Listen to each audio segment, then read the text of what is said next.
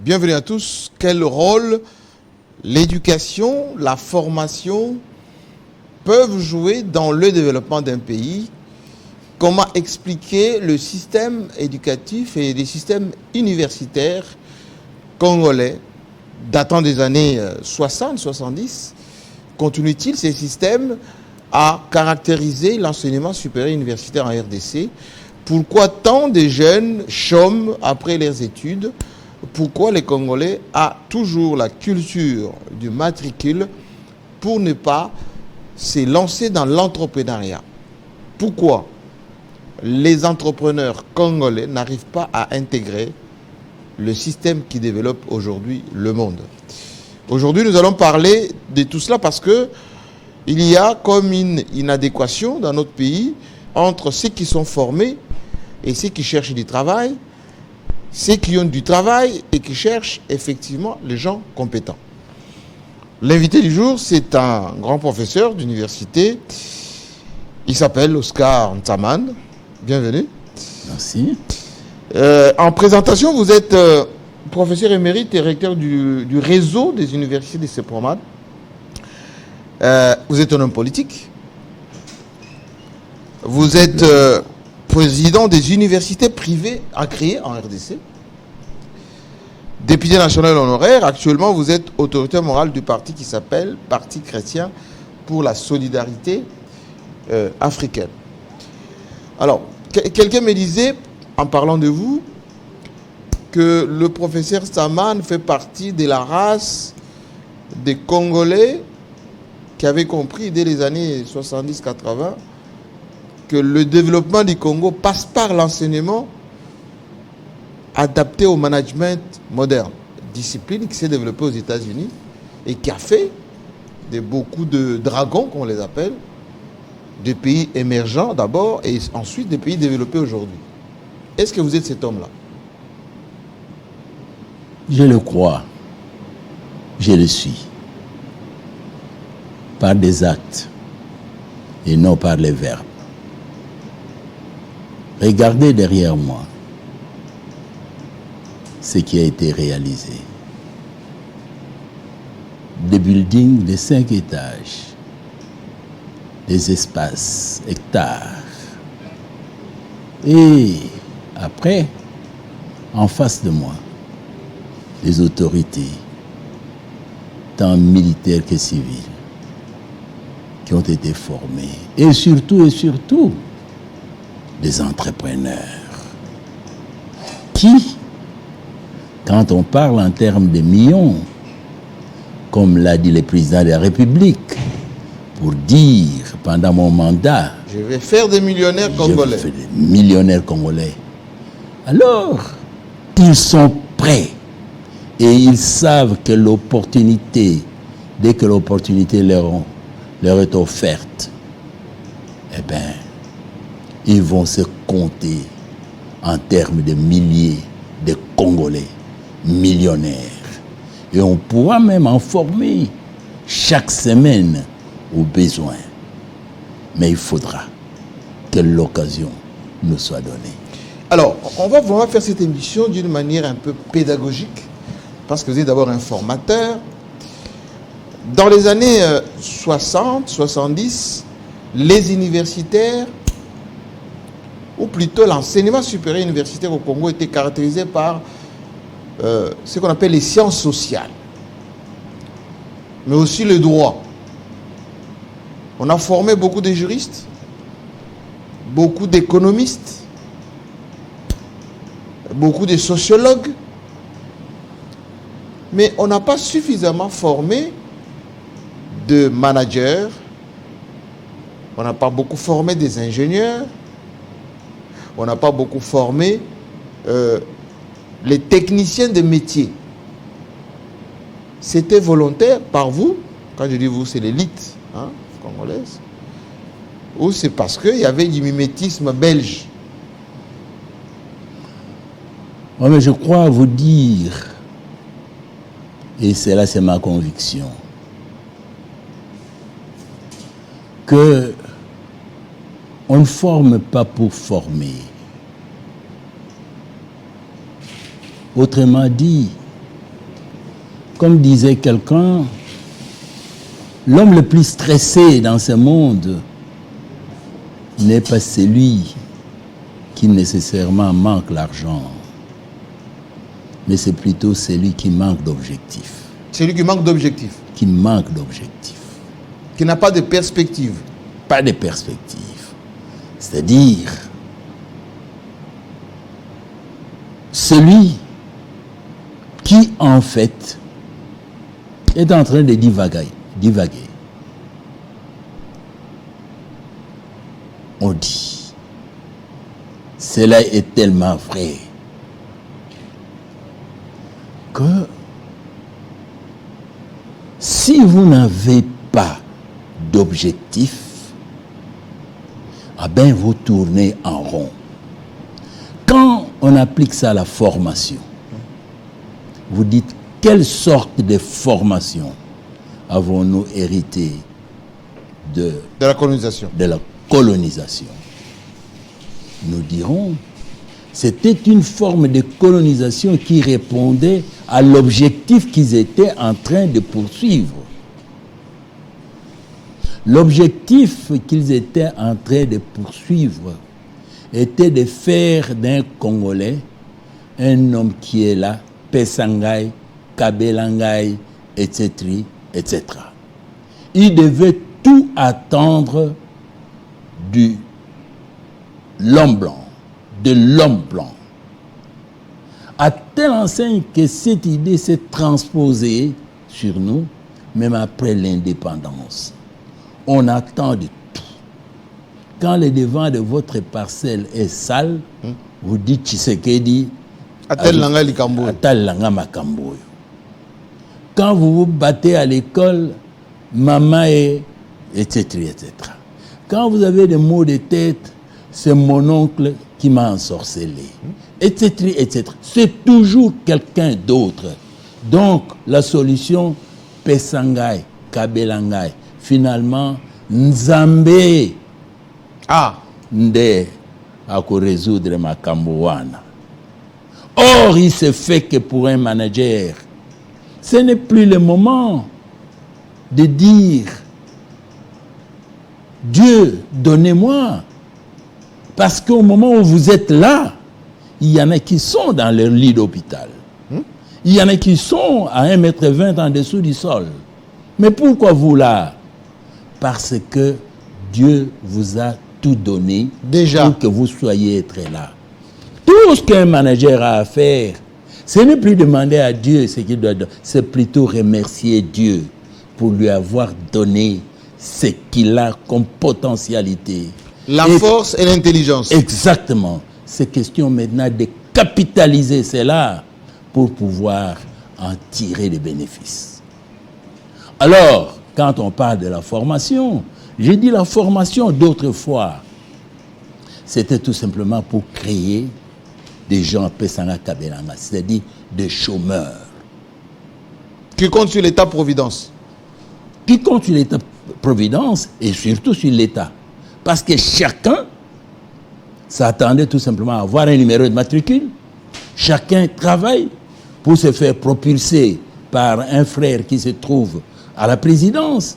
Chacun travaille pour pouvoir aller enseigner des enfants. Eh bien, lui-même, il ne sait pas comment il doit vivre, etc., etc. Donc, ces modèles-là nous ont amené, bien sûr, à ce qu'on a appelé la constipation même de l'esprit. Le cerveau est devenu petit. Tout petit, il n'y a pas moyen de pouvoir penser autrement que la maquette qui est présentée devant soi. C'est-à-dire, vous êtes toujours l'homme dépendant. Vous ne pensez qu'en termes d'aide. Alors, les salaires, c'est l'aide. Tout ce que vous recevez, c'est l'aide. Alors qu'en contrepartie, ces salaires pouvaient être considérés plutôt comme un levier. Mais les salaires étant aide, nous, deuxième version donc de la formation maintenant que les CEPROMAT prônent, les salaires, les numéros de matricule, tout ça, les salaires, c'est un stage professionnel pour pérenniser la pauvreté. Et c'est une dépendance. J'aimerais bien que vous regardez cet écran et ceux qui sont chez eux à la maison vont également suivre votre portrait. Parce que j'ai préféré en amorce que vous parlez ceci comme introduction parce que souvent, quand vous parlez, les gens disent « mais c'est un donneur de leçons, Nsaman. Il dit des choses, mais qui est-il en réalité ?» Écoutez, regardez et on va revenir pour maintenant voir les universités privées en RDC aujourd'hui que vous présidez, CEPROMAT que vous avez mis en réseau parce qu'il y en a plusieurs, sur plusieurs sites, et surtout les troisième cycles que vous allez organiser maintenant. Que j'organise déjà. Voilà. Qui va permettre en tout cas de former d'autres types de Congolais que ceux que nous avons aujourd'hui. Des formateurs, des formateurs. Voilà. Nsaman. Il s'appelle professeur émérite Oscar Nsaman Olutu, recteur magnifique du réseau des universités du CEPROMAT et premier professeur congolais en management et qui a créé des milliers d'emplois en République démocratique du Congo grâce à son esprit managérial. Il est l'homme qui a persuadé l'État zaïrois à l'époque à incorporer le management dans la gestion publique à travers les conférences. Aujourd'hui, grâce aux États généraux de l'ESU de 2022, le management et l'entrepreneuriat doivent désormais être enseignés dans toutes les filières de l'enseignement supérieur. Au même moment, le CEPROMAT a été retenu par le gouvernement comme seule université désignée à organiser le troisième cycle en management.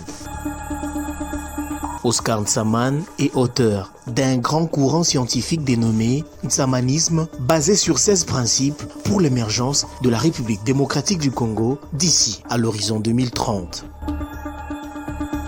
Pour Nsaman, il est possible de partir de rien pour bâtir un monument. Il faut savoir braver la peur et savoir oser, mais aussi savoir prendre des risques calculés et éviter d'affronter quelqu'un de plus fort que soi. Pour lui, il faut apprendre à lutter contre la pauvreté, savoir coopérer avec les entrepreneurs, savoir avancer en ordre au lieu de rêver sur place et savoir combiner la planification avec l'improvisation. Dans ses multiples homélies, ce savant congolais estime que pour émerger, il faut savoir se choisir un modèle et savoir conclure, manquer le temps est une perte de temps. Grâce à la politique managériale de son géniteur, le CEPROMAT est devenu à ce jour le réseau des universités compte tenu de son implantation sur l'ensemble du territoire national avec 24 universités fonctionnant de manière autonome. Après d'énormes sacrifices, l'université du CEPROMAT a reçu plusieurs trophées, notamment celui de la meilleure université privée de management de l'année 2017, deuxième université privée après l'université catholique de Kinshasa. Sur le plan politique, le professeur Nsaman croit toujours à la vision du chef de l'État, Félix-Antoine Tshisekedi, qui fait de l'éducation son cheval de bataille à travers la gratuité de l'enseignement primaire et secondaire mise en place en République démocratique du Congo. Mais Oscar Nsaman est resté toujours reconnaissant au président honoraire Joseph Kabila qui avait non seulement octroyé l'agrément définitif à l'université du CEPROMAT, mais aussi et surtout parce que c'est Joseph Kabila qui, dans sa vision, n'est cessé de s'investir en faveur des universités privées en RDC. Dans son actif scientifique en République démocratique du Congo, le professeur Osman Nsaman Olutu a déjà dirigé plus de 25 thèses de doctorat et formé des milliers d'ensamanistes à travers le monde et en République démocratique du Congo. Et à partir de 16 principes, chacun peut aujourd'hui créer son emploi et ainsi générer les ressources pour lutter contre la pauvreté en République démocratique du Congo. Avec des résultats prouvés dans le secteur de l'enseignement supérieur et universitaire, l'État congolais a ainsi autorisé à l'université CEPROMAD d'organiser le premier, le deuxième et le troisième cycle en management avec deux grandes options qui sont le management stratégique et opérationnel, mais aussi le management économique. C'est une première en République démocratique du Congo car tout le monde qui répond au critérium est dicté par le texte en vigueur, officier de l'armée ou de la police, juristes, médecins, journalistes et autres sont le bienvenu.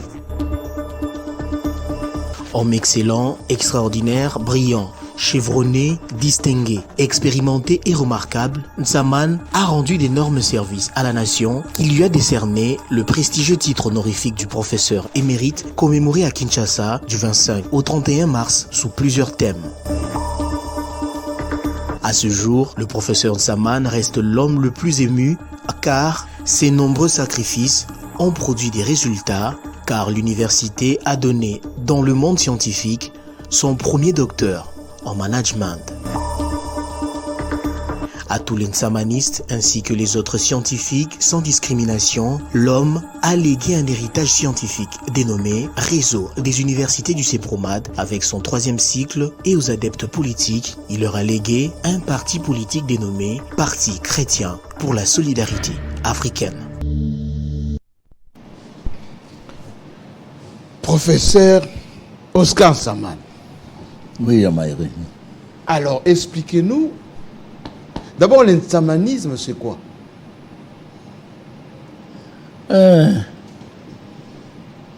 Et le marxisme, c'est quoi?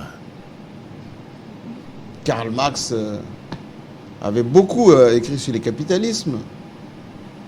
Et Nsaman a beaucoup écrit sur l'insamanisme, qui n'est rien d'autre que le vrai frère n'est pas nécessairement celui qui est issu des mêmes entrailles que soi, mais c'est plutôt celui qui regarde dans le même sens que soi.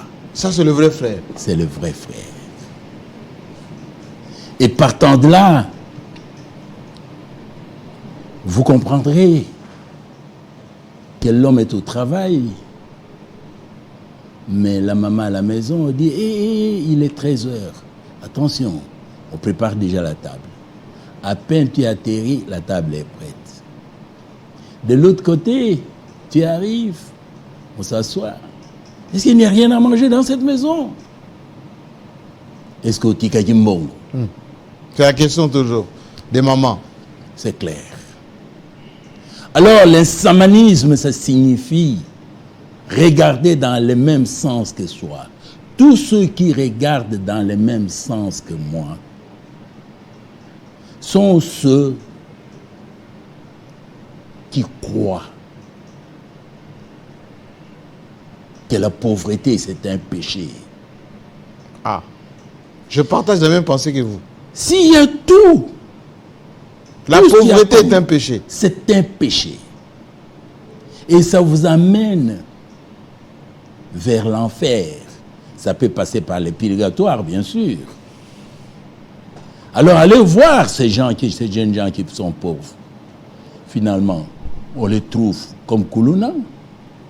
Ceux qui sont pauvres, on les voit comme des tourneurs de fonds. Ceux qui sont pauvres, ce sont eux qui parlent des antivaleurs, etc., etc. Mais la vérité est que ces Kuluna sont des Congolais innocents. Innocents. Oui. Ou victimes. Il ne manque que... Ils sont innocents. Parce que pour être victime, il faut être victimisé. C'est ça. Mais ils sont innocents parce qu'ils veulent quelque chose, mais quelque chose qui les manque. C'est quoi qui manque? C'est l'encadrement. Allez voir un de nos députés ici. Et bon, écoute, qui c'est encore J24 ou quelque chose Oui, comme oui. ça. Lukulasi, Jean-Marie. Lukulasi Jean-Marie. Oui. Il s'amène, il lance une idée. Et c'est tout quoi? Un regroupement de jeunes gens. Qu'est-ce qu'on en a fait? Ça y est, les chaînes de valeur, par l'esprit d'entrepreneurship, on les achemine vers Kanyamaga Sese. Et ils sont devenus des bâtisseurs aussi. Et c'est Kanyamaga Sese à l'époque était critiqué. Oui, à l'époque de Moussé. Et à ce moment-là, j'étais le premier à dire, je ne peux pas comprendre qu'au moment où on est en train de remercier un général qui a lancé un slogan, le Kofi, quelque chose comme ça, pour pouvoir arrêter tout le Koulouna. Les gens étaient tout heureux. Et ce Koulouna, c'était pour les envoyer à Kanyamaga Sese. Vous criez à l'injustice. À l'injustice. Au moment où la population dit merci, ainsi de suite. J'ai écrit. C'était le général Kanyama, son temps. C'est le général Kanyama. Oui. Parce que je vous dirais, il faut que les gens aient le courage d'agir et il faut avoir le courage de soutenir ceux-là. Le général Kanyama, parce que de lui qu'il s'agit, il faut en parler parce que l'histoire, on ne la saute pas. Quand il a lancé cette opération, j'étais encore au Parlement. À un certain moment, il y avait une mission parlementaire en face, à Brazza.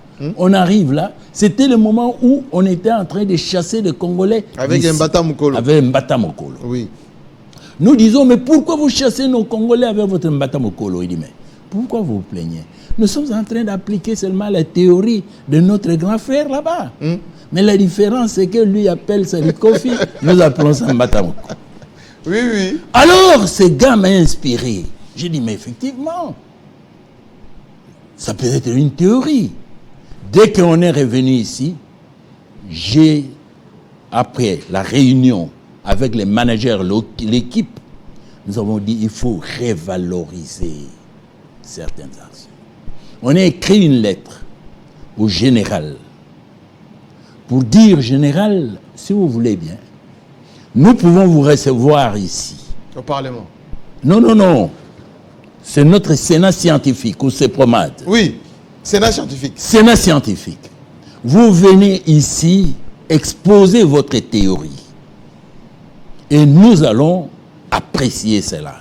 On verra. Et en faisant ça, je savais qu'évidemment, il y avait un problème de déontologie, de comportement, de redevabilité et consorts. J'ai réservé des copies acquis de droit pour dire que c'est l'université du CEPROMAD qui prenait la responsabilité de recevoir quelqu'un. Le général Kanyama, très humblement, s'est amené. Bien sûr, avec ce garde. Oui. Quand il est arrivé, nous avons dit, mais général, ne nous faites pas peur ici au campus. Hein? Avec vos gardes. Avec vos gardes là. Oui. Hein? Vous venez humblement parce que ce sont des professeurs. Ici, c'est la science. C'est la science ici. Il est arrivé, il a accepté. Pendant 2h30, un jury était constitué formellement, composé d'un certain nombre de professeurs, bien connus. Ici, là. On l'a accablé de questions pour qu'il explique ce quoi qu'il a envoyé, pourquoi il a décidé ainsi, quelles sont les implications, ainsi de suite. En face, on parle de la théorie et c'est réellement une théorie, ainsi de suite. Après 2h30 d'audition, le jury a décidé de pouvoir délivrer au général Kanyama un brevet. Oh. Nous n'avions pas encore l'autorisation, on n'avait pas le 3e cycle, rien du tout, mais on lui a délivré un brevet pour dire l'université de CEPROMAD vous reconnaît comme manager ayant fait le management stratégique et opérationnel, orientation, sécurité. sécurité publique. Nous vous reconnaissons ce droit-là et nous rendons ça public.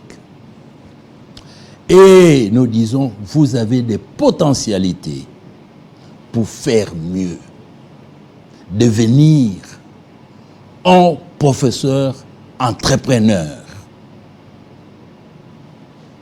Nous ne sommes plus là.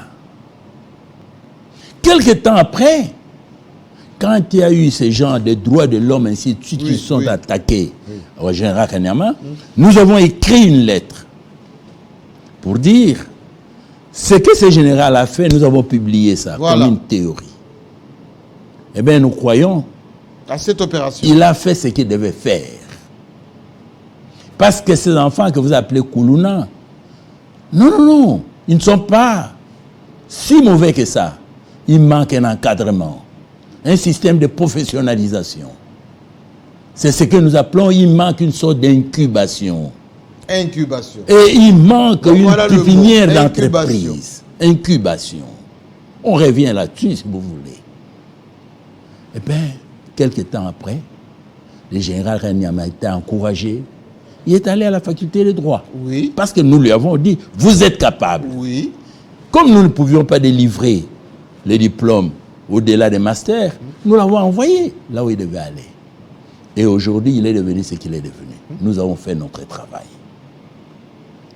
Donc, partant de là, j'ai dit, la formation dépend de l'objectif qu'on poursuit.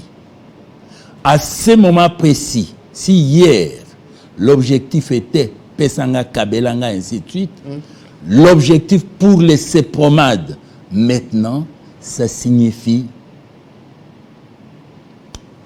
appliquer la globalité dans la contingence de la localité. C'est-à-dire avoir des connaissances universelles, mais appliquer ça dans votre culture locale. Il faut domestiquer la connaissance. Pour domestiquer la connaissance. En termes managériels, nous disons, c'est le management empirique inné, le management empirique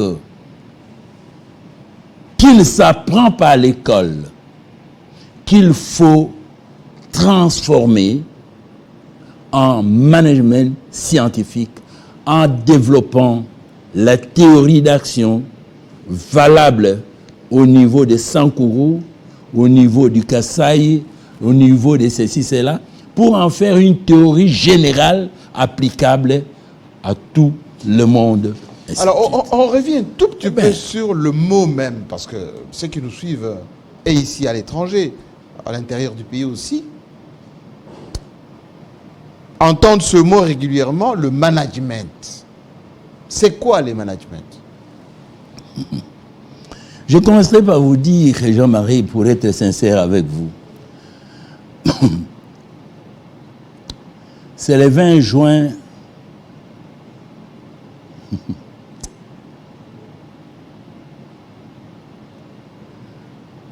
97. Il y a longtemps. Très longtemps. Il y en a qui n'étaient pas encore nés. Que j'ai entendu parler de management, que je revenais en 80, je suis revenu au pays comme Congolais, premier Congolais docteur en management, parce que quand on s'est retrouvé en Célé, en présence de Kengo de Wadondo comme commissaire d'État à l'époque, réunissant tous les professeurs d'université, on n'était pas plus de 300, on demande à ce que les professeurs s'alignent par filière. Il y avait des Lunda, Bouloulou, il y avait tout ça. Beaucoup de juristes. Beaucoup de juristes. Mais je me suis retrouvé la seule. On dit, c'est quoi ce management? Devant moi, il n'y avait personne. Oh. Et derrière moi, il n'y avait personne. Isolé. On dit, mais, non, mais toi, tu es seul. Tu es le premier. Je dis, je suis le premier, mais je n'ai pas envie d'être l'unique. On a rigolé, c'était souvent, c'était compris. Ben, je vous dis, pour aller droit à l'objectif. Quand je suis parti d'ici pour aller faire le management, je ne pugeais rien, je ne comprenais rien du management. Comme beaucoup d'autres n'en savaient rien, il n'y avait que Crawford Young, un Américain qui était à la faculté des sciences sociales et politiques, qui insistait là-dessus et qui m'a pointé pour aller faire le management, en passant par l'INSEAD en France, avant de m'envoyer à Maxwell School, qui est la première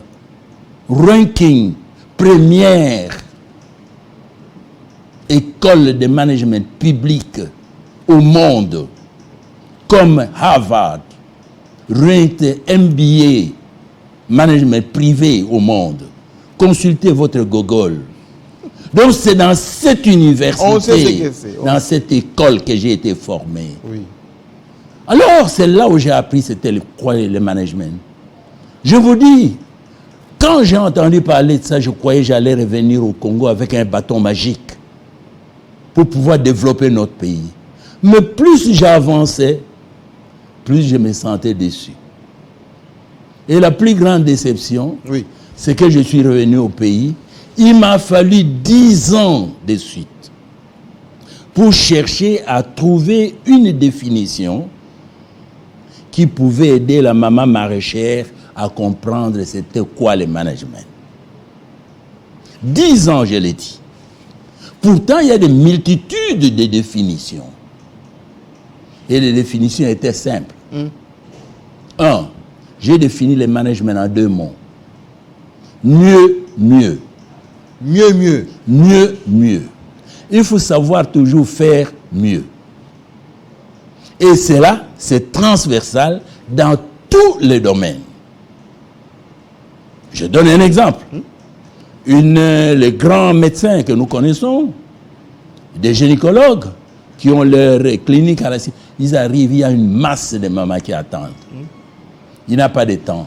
Dès qu'il entre, les mamans se précipitent. Elles commencent à se bagarrer. Qui est arrivé la première, la deuxième? Et puis après, il y a quelqu'un qui pense, mais attention, pour qu'elle ne se bagarre pas. On prend des bouts de papier, on marque numéro 1, 2, 3, 4, jusqu'à 500. On place là. Maman, dès que tu arrives, passe là, prends ton numéro. Les mamans commencent à placer et prendre les numéros, et puis elles s'éparpillent. Dès que le docteur arrive, il s'assoit. Numéro 1, c'est celle-là qui se déplace, et les autres sont calmes. Parce qu'il a son numéro aussi. Voilà. On a fait mieux. On a fait mieux. On a fait mieux. Il n'y a plus de désordre. On a fait mieux. Ça, c'est l'application de quoi? De management. On arrive, mais vous avez faim. Chaque jour. Vous ne savez pas ce qu'il faut faire. Eh bien, qu'est-ce que je vais faire? Je vais planter un peu d'engaïngaï derrière la maison. Comme ça, si entre X temps, entre le paiement de tel salaire et l'autre paiement, parce que c'est la pérennisation de la pauvreté, je peux me référer au Ngaïngaï Simalanda. Ça, c'est faire mieux. Vous avez fait le management. C'est ce qu'on appelle l'entrepreneuriat. Absolument. Donc, c'est dire que vous soyez grand fonctionnaire, vous bénéficiez d'un salaire, que vous soyez un grand comme vous-même ici. Bien sûr, ça, c'est déjà l'entrepreneuriat. Mais en plus de ça, dès que vous rentrez à la maison, le lendemain, tu es à la ferme. Ça, c'est de l'entrepreneuriat aussi. Application. Ainsi, quand on dit le management, c'est quoi? Je dirais le management est dans les domaines, j'explique ça d'une façon simpliste pour qu'on puisse comprendre. C'est-à-dire, au niveau d'enseignement chez nous au pays, il y a 8 domaines d'enseignement. D'après le nouveau système, d'après les réformes que notre ministre actuel, que je félicite... Après les États généraux qui sont faits. Oui, après les États généraux, parce qu'il a fallu qu'il soit pour appliquer les systèmes. Il y a 8 domaines d'enseignement. C'est-à-dire, il y a santé, il y a agriculture, il y a ceci, il y a cela, il y en a 8. Mais dans un domaine qu'on appelle domaine économie et gestion, on a dû, cette fois ici, pourquoi je remercie encore, on a disséqué séparer le management de la gestion, comme on a séparé la gestion de l'économie lors du congrès des Californiens en 2026. Je vais 1926. Oui. Parce que quand on disait économiste, c'était l'économiste, le meilleur gestionnaire, et ainsi de suite. Mais après, on a dit, mais non, le meilleur gestionnaire, ce n'est pas l'économiste, parce que les ruralistes, les monétaristes, les économétriciens ne sont pas des gestionnaires. Non. À ce moment-là, on a séparé l'économie pure de l'économie appliquée. Alors maintenant, avec notre système aussi, on a commencé à dire, mais il y a la gestion, mais il y a le management. On a dit, mais quelle est la différence? La différence, c'est que la gestion, l'économie et gestion sont dans le même domaine, mais ce sont des filières différentes. Pour comprendre comment les filières sont différentes, on n'a peut-être pas beaucoup de temps, mais je vais y aller. Oui. Ça signifie tout simplement que la gestion, on va parler des Fayol avec ce qu'on appelle les 5 infinitifs des Fayol, c'est-à-dire commander, gérer, etc., etc. Mais le management fait précéder tous ces principes-là d'un questionnement. Ça y est? Commander. En management, on dit comment commander. Parce que commander au camp militaire n'égale pas commander dans un hôpital. Planifier dans ces studios n'égale pas planifier dans un magasin. Il y a planifier, mais il faut savoir planifier comment, pour mieux le faire, pour pouvoir atteindre l'objectif. Et le management, c'est des gages de la gestion en disant aussi qu'un manager gère même ce qu'il ne possède pas. Même mais un gestionnaire, oui, ce qu'il ne possède pas, il crée. Mais le gestionnaire ne gère que ce qu'il a. Un exemple plutôt plus simple, oui, mon Dieu. Oui. Un gestionnaire, on vous dit votre budget est de 100 000 $. Oui. Il faut acheter 5 voitures. Si vous avez acheté 5 voitures, vous avez consommé tout cet argent, on dit bravo, vous êtes très bien. Si vous n'avez pas acheté de véhicules, et puis il y a encore l'argent qui reste là-bas, oui, ça tombe caduc. Oui. Vous êtes un mauvais gestionnaire. Oui. Mais le manager, c'est celui qui, on lui a donné 100 000, il achète des véhicules, mais à la fin de l'année, il a encore 100 000. Parce qu'il a créé... Il a créé l'argent pour pouvoir résoudre les problèmes. On dit, mais comment on a fait? Ce sont des cas visibles, j'ai déjà conseillé pour ça. On me donne 100 000, on a donné 100 000 dans notre institution qu'on connaît ici. Qu'est-ce qu'on va faire? On devait acheter des véhicules à l'époque de musée pour les étudiants et consorts. Mais quelque part, il y a un chef d'établissement qui a dit, mais qu'est-ce qu'on va faire de ceci? Nous allons dire, bon, soyons intelligents. On prend cet argent-là, on va en faire un dépôt en banque. Nous mettons cette affaire-là en banque, mais prêtez-nous de l'argent, eh bien, nous allons travailler avec. On nous prête l'argent, nous achetons les bus, on commence à circuler avec les bus, les tickets qu'on paye, on rembourse l'argent à la banque, et puis à la fin de l'année, on a des bus, et puis on regarde en banque, on a encore de l'argent. On dit, mais toi, où est-ce que tu as trouvé cet argent? Eh bien voilà, un manager qui crée, même qui gère ce qu'on n'a pas créé. Vous savez, professeur, nous sommes en direct. On est suivi beaucoup ce soir. Oui. Il y a quelques questions qui me sont parvenues, là, que je vais vous donner tout de suite. Il y a professeur Ngarim, qui est à Kigali, au Rwanda.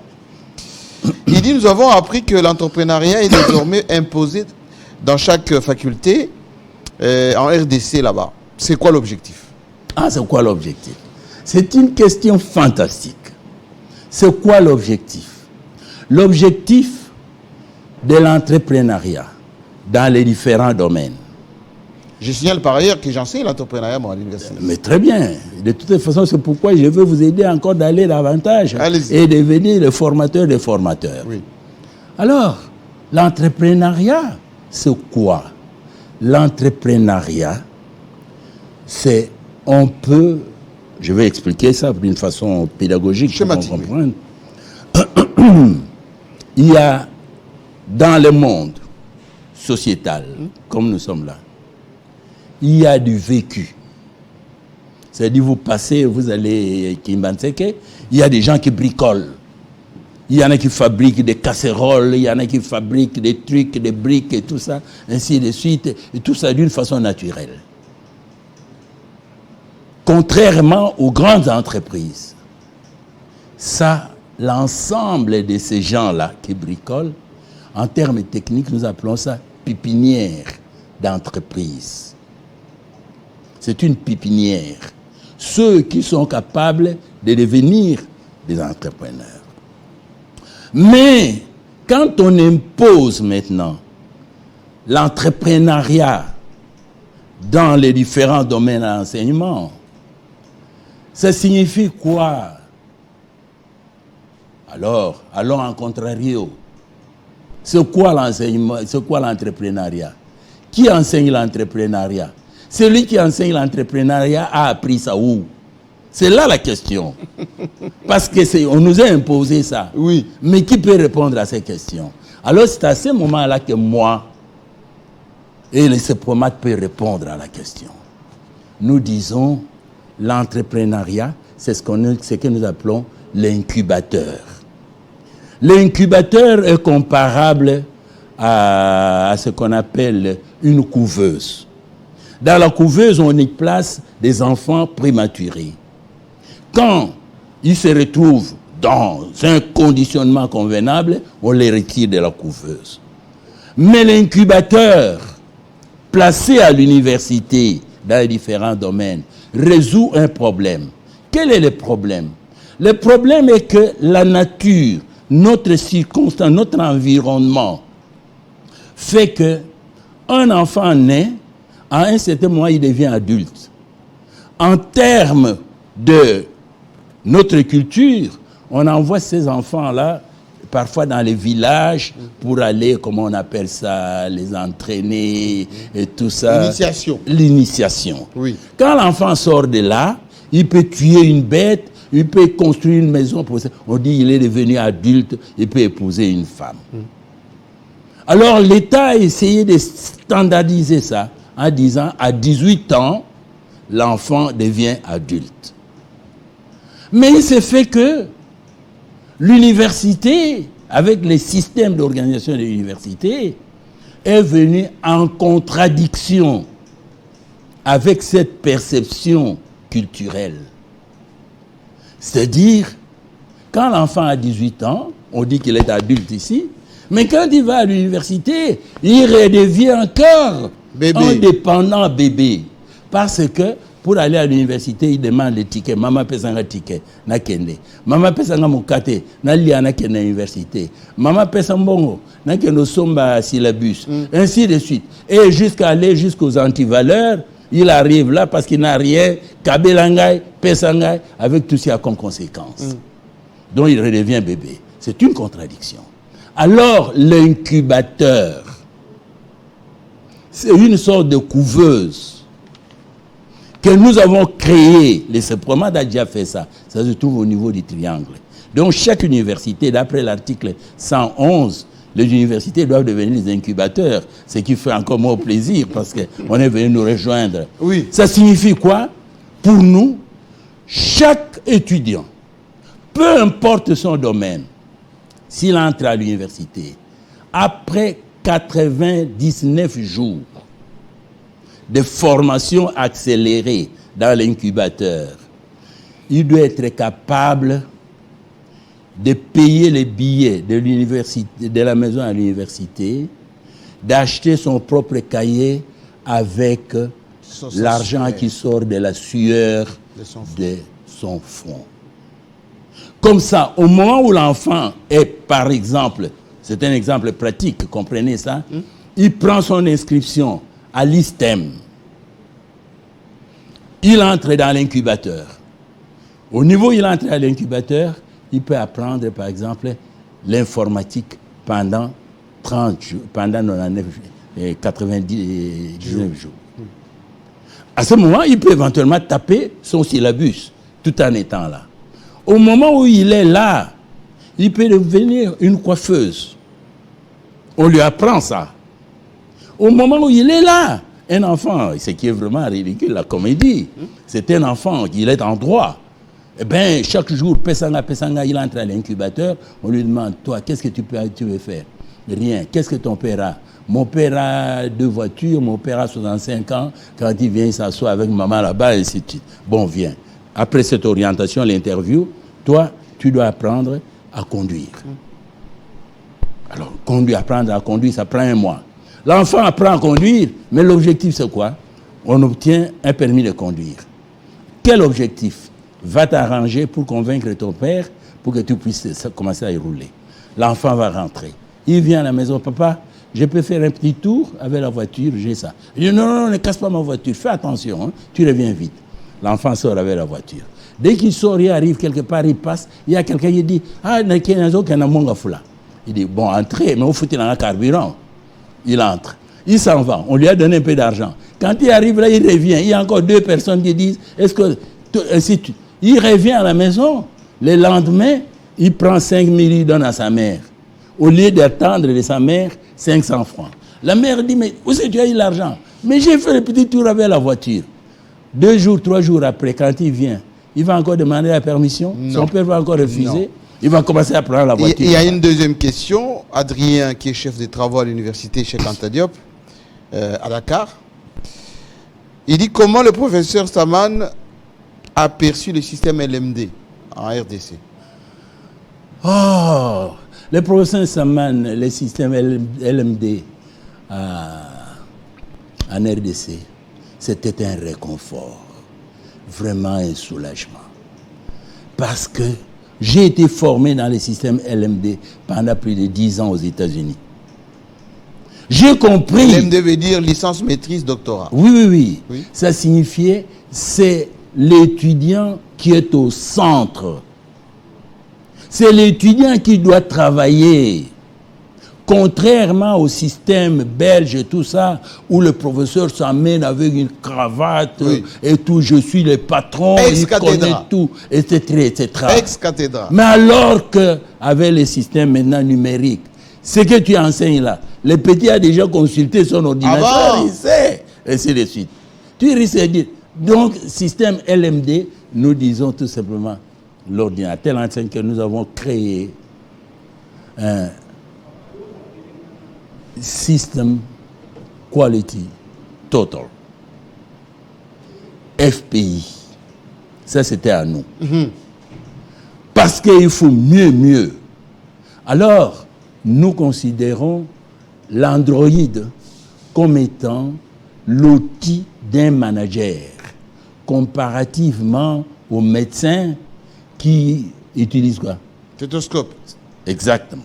Stéthoscope. C'est ça. Oui. Les médecins utilisent... Allons-y. Alors, nous avons dit, c'est la définition que j'ai donnée pour le management, pour que les mamans puissent comprendre. Le manager est à l'entreprise ce qu'est le médecin au corps humain. C'est encore une définition d'un Saman. Ah oui. Voilà. Oui. Alors, quand vous dites LMD, vous dites c'est formidable, il faut qu'on applique. Mais il faudra que ceux qui appliquent LMD puissent eux-mêmes d'abord se former et savoir c'est quoi. Parce que le problème n'est pas de savoir enseigner, mais le problème c'est de savoir comment bien enseigner. C'est pourquoi on dit, quand l'apprenant n'a pas compris, c'est que l'enseignant n'a pas enseigné. Correctement. Il n'a pas enseigné. C'est pourquoi. Et c'est pour eux, je donne toujours l'exemple. Tu enseignes, et puis tous les enfants échouent. Tu les appelles idiots ou médiocres. Mais non, c'est toi qui es le plus grand idiot. Parce que comment tu as enseigné... Et ils n'ont pas compris. Donc, il faut faire attention avec toutes ces affaires. Joseph Olinga, à l'université Mariengo à Brazzaville, on salue nos frères de Brazza. Lui, il est très intéressé par ce PROMAD. Il dit, quelles sont les conditions pour prendre une inscription de 3e cycle à l'université de ce PROMAD? Les conditions sont conformes tout simplement à notre Vademecum. Mais la première chose à faire... Troisième cycle, hein, dit-il. Troisième cycle, oui. Les conditions sont conformes au Vademecum. Il faut à tout prix avoir, si c'est dans le système LMD, oui, bien sûr, il faut aller, mais pour nous, comme c'est progressif, il y a un système de rattrapage pour ceux qui sont passés avant LMD. Oui. Alors, il y a pour ces promades un programme que nous appelons la validation des acquis de l'expérience. Oui. C'est-à-dire, on prend... Quelqu'un qui a 10 ans d'expérience, 15 ans d'expérience. Oui, oui, exactement. Validation des acquis de l'expérience. Alors, à ce moment-là, il y a des cours qu'on appelle cours transversaux. Oui. Qu'on leur donne pour les mettre à niveau. Alors, à ce moment-là, ils peuvent éventuellement décoller et continuer.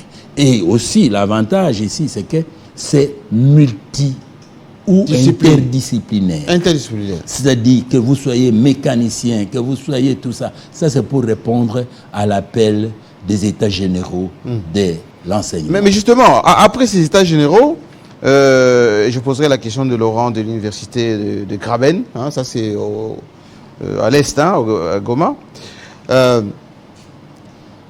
Vous avez été reconnu la seule université à dispenser ces troisième cycles de management par l'État congolais. Oui. Pourquoi d'abord ce sont les universités de ces promades qui ont bénéficié de cette exclusivité? Pas des universités du CEPROMAD. L'université du CEPROMAD de Massina. De Massina. De Massina, qui est l'université mère, qui était reconnue par décret présidentiel. OK? Oui. Et puis, rangée 4e parmi les universités privées qui étaient reconnues par les décrets présidentiels. Alors, à cette époque-là, comme il y avait des contrôles et tout ça, ainsi de suite, on a estimé, on a lutté pendant plusieurs années. Vous étiez combattu, il faut le dire. Très combattu, c'était difficile. Oui. Très combattu parce que parfois on ne comprenait pas ce que je faisais. Vous étiez précurseur. Exactement. Oui. Très combattu. Heureusement, on a fini, il y a quelques-uns, merci beaucoup, qui ont fini par dire, mais ma foi, laissons-les quand même essayer. Oui. Alors c'est pourquoi, je dirais, on a découvert, par exemple, à un certain moment, qu'en consultant les PADEM, tous les cours étaient alignés par les programmes belges, si vous voulez. Quand vous ouvrez une université, vous devez vous référer au PADEM pour vous adapter. Mais quand on consulte, il y avait d'autres cours qui sont venus compte tenu du dynamisme sociétal, ainsi de suite, comme l'informatique, oui, comme pétrole et gaz, oui, comme management. Oui. Eh bien, tout le monde en parlait, mais seulement... Et ce n'était pas appris à l'université. Ce n'était pas appris à l'université. Et l'université n'avait même pas de structure pour ça. À telle enseigne qu'à un certain moment, après avoir plaidoyé, ainsi de suite, qu'est-ce qui est arrivé? Il y a encore une fois le gouvernement, que je remercie beaucoup, qui a pu comprendre pour dire, pour pétrole et gaz, oui, parce que vous vous souvenez qu'à un certain moment, il y a un ministre qui est allé donner des cadeaux dans une université privée, pétrole et gaz, oui, parce qu'on en avait besoin. Oui. Eh bien, on a formé, et on a créé une faculté de pétrole et gaz à l'UNIKIN. Au lieu de soutenir le privé qui a fait ça, on est allé créer de l'autre côté. Comment ça marche maintenant, je ne sais pas. Mais ce qui est vrai, c'est que le privé n'est pas encore décédé, n'est pas encore mort. Pour l'informatique, oui, vous connaissez notre ami Ekanga, oui, qui était effectivement, j'en sais, dans son institut supérieur. Voilà. L'ISIPA. Mais il s'est fait depuis 12 ans on ne pouvait pas lui accorder le troisième cycle. Oui. Mais seulement, ce qu'on a fait encore, on a transféré ça à la faculté des sciences informatiques, à l'UNIKIN. Oui. Mais heureusement qu'on a laissé les ISIPA continuer à performer comme il se doit. Mais pour le management, c'était un peu difficile, grâce à Dieu et merci pour tout. Oui. On a dit, ici à l'UNIKIN, c'est lui qui forme des gens dans tout ça. Moi, je leur ai dit, mais ce qui est à l'UNIKIN, je forme seulement un management public. Mais le management est plus large que ça. Alors, quand on a compris, on dit, bon, laissez-les là-bas avec son management. Son management là. Merci beaucoup. J'ai dit merci à l'autorité de tutelle qui a très bien compris. Merci beaucoup au gouvernement. Alors à ce moment-là, on nous a laissé, on nous a accordé l'autorisation du 3e cycle, on nous a accordé l'autorisation, l'arrêté 365 et puis l'arrêté 240 pour le doctorat. Depuis 2018, nous avons continué et maintenant parlant en 2018 jusqu'en 2023, ça fait 5 ans. C'est pourquoi nous formons maintenant, nous faisons sortir notre premier docteur. Déjà. Nous avons commencé avec 150. On a tamisé pendant tous ces temps-là. 150 candidats. 150 inscrits. Et puis, maintenant, il n'y a que 4 qui restent, qui ont pu constituer la première promotion. Des docteurs en management. Oui, parce qu'on a... Alors, des docteurs en management, des puristes alors. Pas hybrides, mais puristes. Parce que le management, quelqu'un qui fait la motivation, qui fait les ressources humaines, il peut faire aussi le management des ressources humaines. Quelqu'un qui fait les finances peut faire le management des finances, ainsi de suite. Mais le management général, c'est comme un éléphant. Il y a 20 aveugles autour de l'éléphant. Chacun touche l'éléphant, on demande, c'est quoi un éléphant? Il va définir en fonction de la place qu'il a touchée.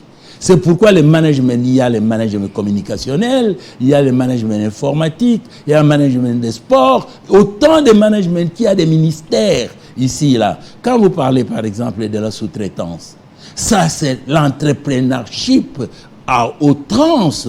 Et si je dis que j'ai été au Parlement, quand je suis au Parlement, je suis sorti victorieux parce qu'il y a tout simplement une contribution particulière pour 2 lois. La première loi, j'ai contribué très fort dans la loi cadre de l'enseignement, qui a élagué l'article 46 de l'ancienne loi qui interdisait aux privés de créer des universités. Deuxième, c'était la loi sur la sous-traitance. J'ai lutté très fort parce que j'ai trouvé que la meilleure façon de faire des Congolais des millionnaires, c'était cette loi sur la sous-traitance. Très bien. Et maintenant, je suis tout heureux d'entendre ça. Et quand je me bats avec l'incubateur ici, de temps en temps, j'entends d'une façon isolée les gens qui sont en train de se battre. Je félicite le directeur général de l'ARSP. L'ARSP. Je le félicite. Miguel. Je cherche une occasion de voir. Tenez par exemple notre philosophie, parce que vous aviez posé la question. Vous dites quelle différence y a-t-il entre l'enseignement d'avant X à l'enseignement actuel? L'enseignement d'avant X, je vous ai dit, c'était Pesanga, Kabelanga, etc. etc. Mais l'enseignement actuel, ça signifie, je vous ai dit, pas de salaire. C'est-à-dire... Pas de matricule. Pas chercher de matricule. Les salaires, c'est pas mauvais. Mais il faut utiliser les salaires juste comme un levier. Mais dans le cadre de notre pays ici, là, les salaires n'est rien d'autre qu'un stage perpétuel pour pouvoir pérenniser la pauvreté. Donc, il faut créer des petites et moyennes entreprises. Et quand le président de la République a dit, pendant son mandat, il faut créer des millionnaires, je vous assure que moi, je savais que chaque semaine, je pouvais créer des millionnaires. J'en ai déjà créé. Le cas, par exemple, de la thèse ici, de l'INIAM. On est parti d'une autre définition de management que Saman a donnée, qui signifie partir du loisir pour aller à l'industrialisation. Partir du loisir pour transformer ça en industrie. Ça signifie quoi? Il y a des jeunes gens qui jouent au football dans la rue. Et bien tout ça. Mais vous créez une école de football. Pour que les enfants puissent apprendre là-bas, vous formez des joueurs à pouvoir vendre. Et ça devient des produits. Ça devient des produits. Ça devient même une industrie parce que vous créez même votre stade privé. Vous voyez, ça, le loisir, vous transformez. La danse, tout simplement, zango des femmes. Eh bien, on a pris, on transforme ça, ainsi de suite. comme la lutte ici, chez les Mbaka. Oui. Ils étaient en train de se battre. Maintenant, c'est une lutte qui peut être olympique. Alors, justement, l'avant-dernière question, parce que j'ai une toute dernière question à la fin. Il y a beaucoup de questions qui arrivent ici. On dit l'université doit résoudre les problèmes de la société. Hein, c'est un professeur de l'université de Graben à Goma qui pose cette question. L'université doit résoudre les problèmes de la société. Oui. C'est justement ce que certains ne comprennent pas. Mais nous avons compris ça. Première étape, nous avons, sans négliger, mais nous avons voulu faire un déviationnisme scientifique et intellectuel. Notre slogan, au lieu de la science sans conscience, oui. etc. Oui, oui. Nous avons dit, nous formons des créateurs d'emplois et non des quémandeurs. Très bien. Ça, c'est notre slogan. Très bien. Nous formons des créateurs d'emplois, oui. non des quémandeurs. Voilà notre objectif. Alors, partant de cet objectif-là, ça signifie qu'il faut une adéquation entre la formation et la demande de l'environnement. De la société. De la société. Il se fait que le manioc était importé du Brésil. Nous avons consommé le manioc. Maintenant, il y a la maladie qui attaque ce manioc-là. Nous commençons à nous poser la question de savoir, mais avant que cette manioc-là vienne du Brésil, nos aïeux vivaient comment? Ils vivaient des ignames. C'est pourquoi les docteurs qui venaient de travailler ici a répondu à une question managériale. La question, c'est ceci. Oui. C'est un agronome. Comme tous les autres, les mécaniciens viennent. Mais pour les agronomes, nous leur posons seulement une question au départ quand ils entrent. Vous, agronomes, menez vos études, appliquez les méthodes managériales pour savoir et démontrer qu'en une année, vous pouvez multiplier les revenus d'un paysan par 100. Utilisez tout ce que vous avez comme technique. Moi, je ne forme pas les agronomes, je ne suis pas là, ainsi de suite. Mais j'ajoute la dose de management.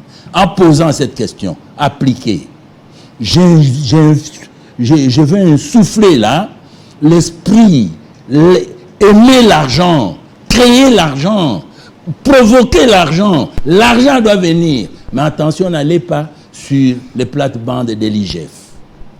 Très bien. Ça, c'est une évidence. Alors, à ce moment-là, qu'est-ce qu'il fait?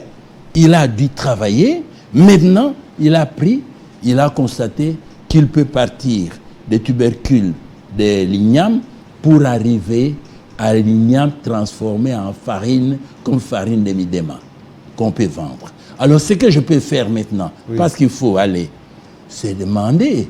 Je suis en train de le dire, je le dis à haute voix. C'est une sorte d'offre. Nous demandons, par exemple, au service national, qui est en train de réaliser un travail fantastique. Oui, Général Kassongo, que je connais. Pour dire, mon général, un travail formidable. Regardez la formule. Oui. On peut maintenant planter des hectares et des hectares d'igname transformés. Nous lui vendons. Je suis prêt. Nous allons être partenaires. D'ailleurs, je vous charge d'entrer en contact. Je suis avec lui. Je suis en contact pour faire avec cette offre. Il est partenaire à moi. Eh bien, c'est parti. Oui. Voilà. Lui aussi va ajouter une sorte de plus-value. Nous aussi. Et d'ailleurs, c'est déjà fait. Je vous charge de ça. Vous serez aussi partenaires et nous allons de l'avant. Dernière question. Cette Donc, passion... pour nous, en résumé, la différence entre le troisième cycle au CEPROMAD et ailleurs, c'est que, pour que votre mémoire de DA soit acceptable, pour que votre thèse soit acceptable, ça doit se faire accompagner d'un projet bancable. D'un business plan. Business plan, bancable. Moi, le cas est là. Quand j'ai terminé mon PhD, 2 ans avant, j'avais un projet le projet comment lutter contre la pauvreté et créer des emplois dès que je rentre au pays. C'est là où est né le CEPROMAD. Et je vous dis qu'on essaye de créer des emplois. On est parti à 2, maintenant on est à plus de 1000 personnes à payer par mois. On est parti de Lubumbashi, maintenant on se trouve dans 24 provinces. On est parti, je ne sais pas, de 12 étudiants, maintenant on est à plus de 20, ainsi de suite. Et on est parti d'une université, maintenant on a créé tout un réseau d'universités pour résoudre un certain nombre de problèmes de l'utilisation de ces professeurs. Alors, c'est cette passion que vous avez de l'entrepreneuriat, du management, est-ce que vous transférez ça dans votre vie de tous les jours? Mes câbles, mes informations me disent que même votre épouse est dans l'enseignement. Mon épouse est dans l'enseignement parce qu'elle est en train d'enseigner les résultats de sa thèse. Ah, elle s'imprègne de ça pour... Exactement. Nous avions dit notre thèse, quand on fait en management, ça doit se faire accompagner d'un business plan, d'un projet bancable. Notre principe en management, on ne peut pas publier un article non financé. Il faut que ça soit financé. Mais pour financer, on crée l'argent. C'est pourquoi, comme c'est, et je vous dis déjà, la thèse qu'on a défendue ici, il y a la FEC qui a demandé déjà, qui a pris. Il y a même un commerçant qui a déjà commandé des machines en Chine pour pouvoir appliquer cette thèse. Appliquer cette technique, ainsi de suite. Et nous avons beaucoup d'autres cas que vous allez voir. D'ici peu, je n'ai pas envie de pouvoir dévoiler ça, mais vous le saurez. Mais c'est une thèse qui est dirigée par un grand professeur, le professeur Mouyembe. C'est lui qui patronne cette thèse qui va venir d'un moment à l'autre. On va encore créer. Non. La vérité, c'est que nous créons des emplois. Nous n'écrivons pas une thèse pour dire le ciel est bleu. Non, ce n'est pas notre affaire, ça. Hein? Merci beaucoup. Et puis, quand on parle de thèse, il faut savoir quel est l'objectif de la thèse. Si l'objectif de la thèse est de bien parler français... de la philosophie. Bien parler français, alors vous pouvez corriger, voir là, ainsi de suite. Mais si l'objectif de la thèse est de savoir comment bien soigner quelqu'un, il va rédiger la thèse, mais il peut donner à un éditeur de pouvoir enlever des fautes, ainsi de suite. Donc, il ne faut pas commencer à crier parce qu'il y a quelqu'un qui a commis une erreur de français, parce que la science n'est pas française. Absolument. Merci beaucoup, docteur, professeur, manager, l'homme de ce principe que la pauvreté est un péché, ça il faut le retenir. Nous allons suivre ces promades et toutes ces prouesses en termes de formation, c'est très important. Le pays ne peut se développer qu'avec de la créativité, de l'entrepreneuriat, des capitaines d'industrie, la philosophie... Non, professeur. Vous savez que même des résolutions de Zongo, à l'époque, avaient demandé que tous les chefs d'établissement doivent suivre une petite formation en management. Mais en fait, c'est l'entrepreneuriat. En fait, c'est ce qu'on appelle maintenant incubateur. Parce que l'université devient incubateur. Parce que l'université doit devenir autonome. Commencer à s'autoproduire, commencer à s'autosuffire. N'est pas tant de fois de fonctionnement. Des subventions de l'État et sur les Minerval. Ainsi de suite. Et l'université doit aller sur les marchés. Il y a les marchés publics, on doit construire des routes, il y a la polytechnique qui intervient, il y a tout ce qui intervient, ainsi de suite. Regardez la bonne femme qui a inventé le robot. Le robot. Qu'est-ce qu'on a fait de ça? Maintenant, ça s'arrête comme ça. On l'a abandonné à elle-même.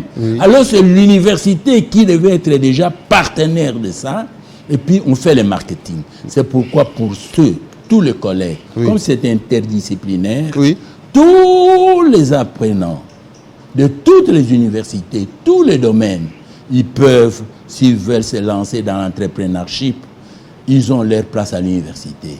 Et les grands, comme vous là, dans vos pratiques, et vous êtes en train de faire chômer votre expérience. Comme on dit, les vieillards entraînent avec eux l'histoire, ainsi de suite. Oui. Vous allez entraîner avec vous l'expérience dans la gestion. Regardez un peu la gestion de cette maison Télé 50. Comment est-ce que celui qui va suivre va apprendre? Et les enfants qui sont à l'université là-bas, comment ils vont apprendre ça?